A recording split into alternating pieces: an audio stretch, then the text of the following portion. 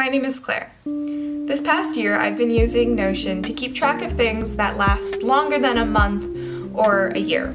I have my bullet journal, which I use for monthly and daily productivity, but I decided that I needed a long-term online solution for specific projects and larger life goals that I wanted to be able to take with me wherever. So please join me for a tour of my Notion.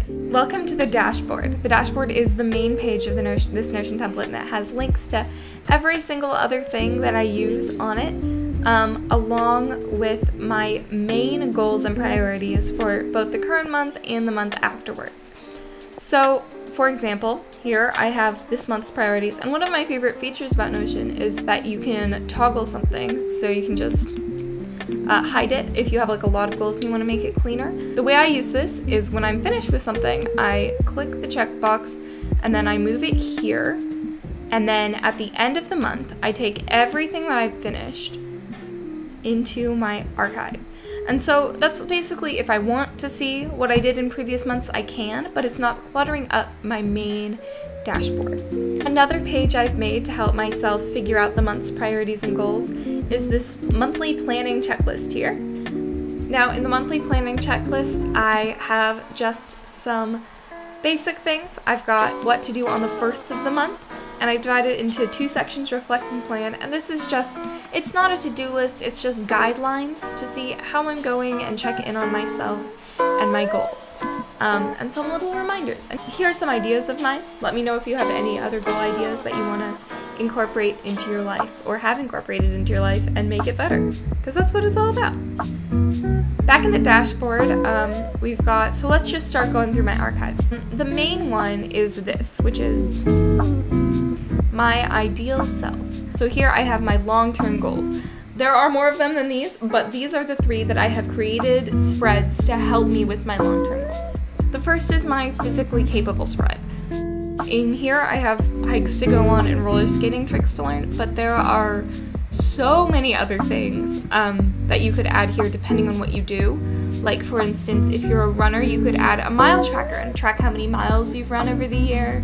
Or if you're lifting weights, you could track how much you can lift. Or if you play sports, you can put your schedule for your soccer tournaments or whatever here. I don't do very much, so this is what I've got. Languages are also very important to me. I know English, and I've been learning Spanish since I was a very small child, and I recently started learning French a few years ago, so it's important to me to be able to work on those often so that I don't forget them, because if you've ever learned a language, you know how easy it is to forget everything you've ever learned in like a week and a half. So these are just my goals for them, and I do a monthly check-in, so like, for example, that's June. And the last spread on here is one of the ones that has been pre-made by Notion, but is so useful. And this is the recipes one. So I find a lot of recipes on the internet, and here they are. I like that you can search by tags. So going all the way back to the dashboard, I also have the recipes on here because I access that frequently.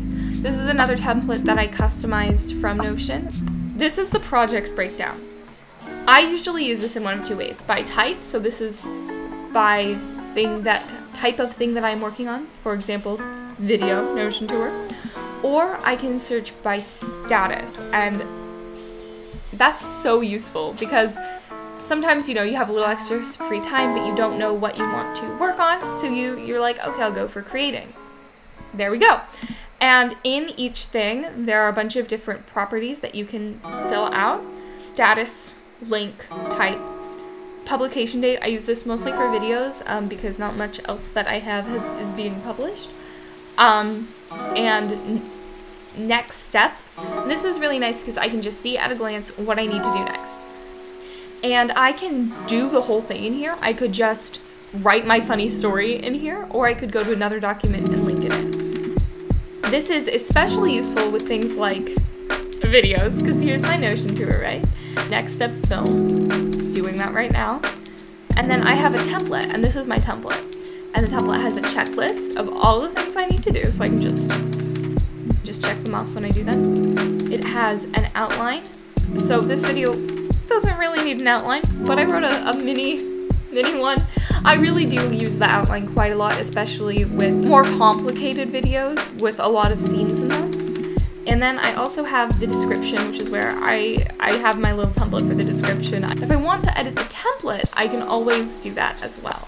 Another one of my archives that I'm very proud of, and actually I'm giving you a lot here, is my web weaving template, and this is inspired by a person on Tumblr who I cannot remember at the moment, but I love web weaving.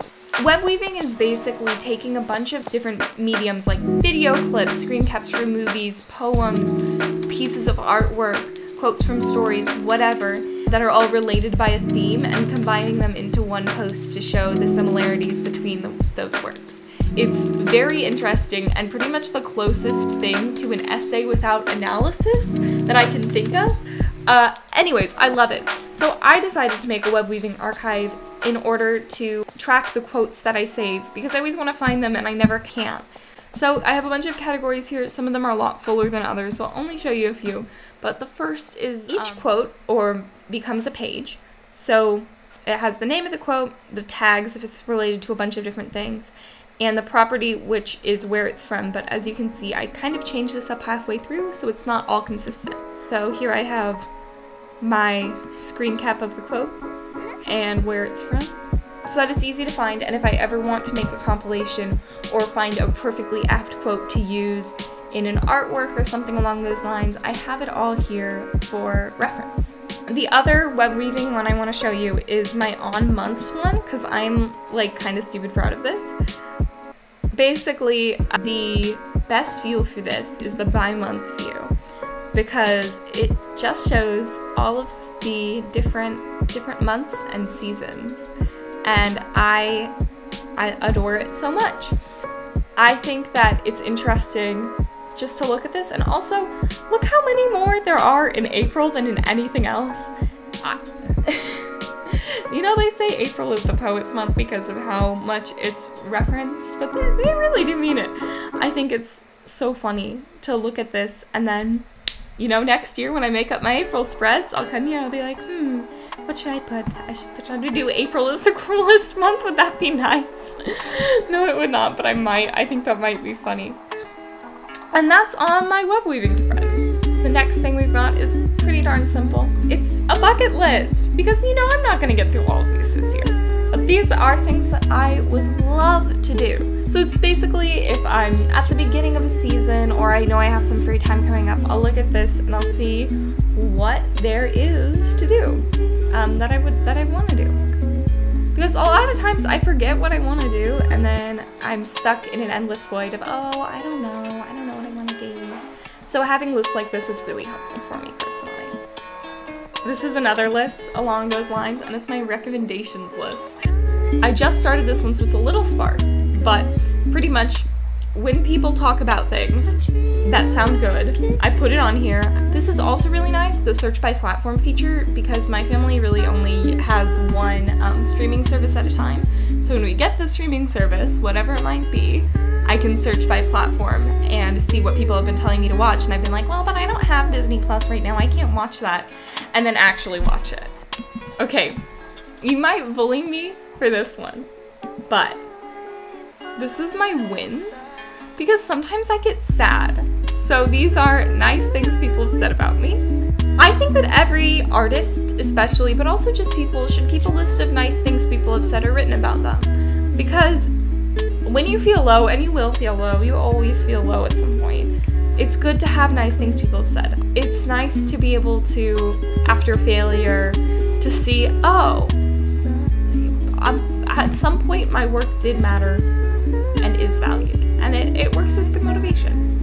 So would highly recommend this one. And lastly but not leastly, here is another version of a dashboard that I have made specifically for the summer, just to see if it would work better. This dashboard really uses, might overuse, some might say, the toggle feature, as you can kind of see. But we've got my goals and challenges, toggle feature. My to-do list, this is a to-do template that makes it green, because green is a great color. And a little archive folder to pull things into when they're done, which I quite like that, I'm not gonna lie. I've got things to do before university with paperwork and a shopping list, and a little summer bucket list specifically for summer, and a little calendar. I don't have that many events, but if I did, I would put them here. Especially if they're in like July or August and they're more long-term things, for sure do that. These are all the spreads that I use for my Notion. I hope you enjoyed this little Notion tour, and if it's useful for you, please share with me how you're using your versions of my spreads. They're free to copy a template off of. The link is right down in the description. So I really hope that you check them out and have a lovely, lovely day.